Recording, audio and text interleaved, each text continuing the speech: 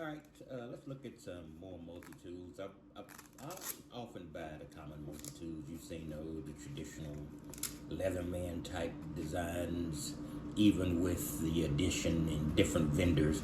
It's still the old scissor type or a scissor opening, though they're not always scissors. Sometimes they're I guess you could call it plier opening type of things, etc., with the blades, etc. But I also like these oddball multi-tools.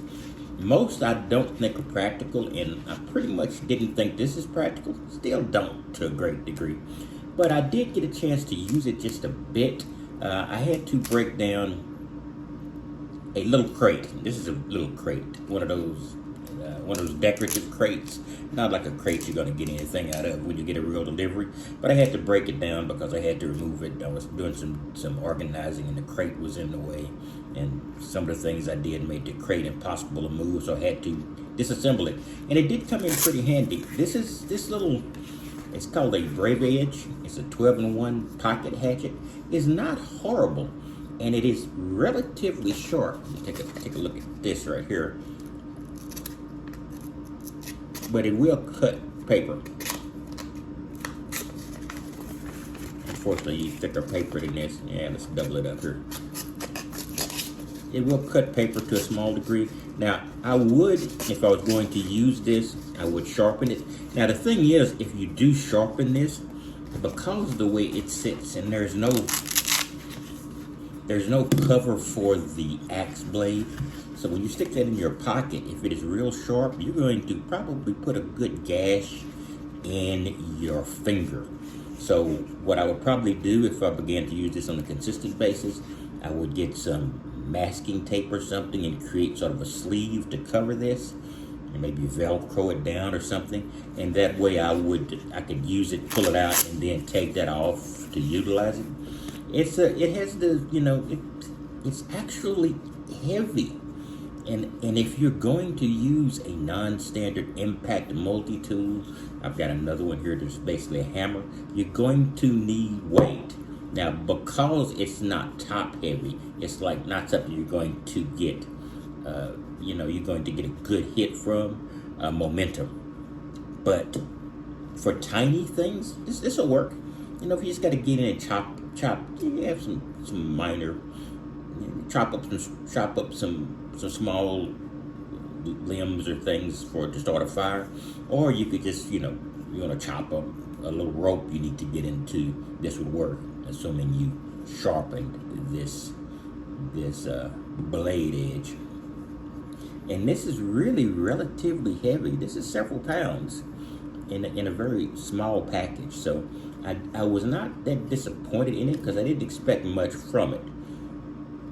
It has the common things: bottle opener, can opener. I guess it's be a adjustable wrench in effect, and this could be something to remove nails or tacks, etc. So it has a fair set. The blade is pretty good size, so it's not a horrible blade,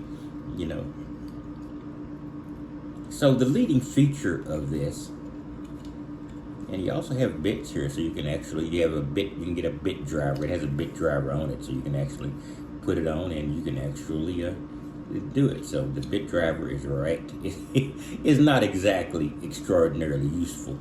This is not hugely bad. The bits would fit up here, so it's not like you're going to have clearance like a screwdriver. But I guess if you have a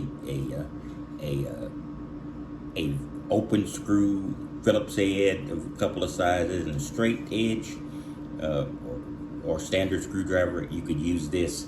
But you're going to be spinning that head, so it's pretty. I would put this on a B- or C+ range of usefulness. There are several things in here that makes it.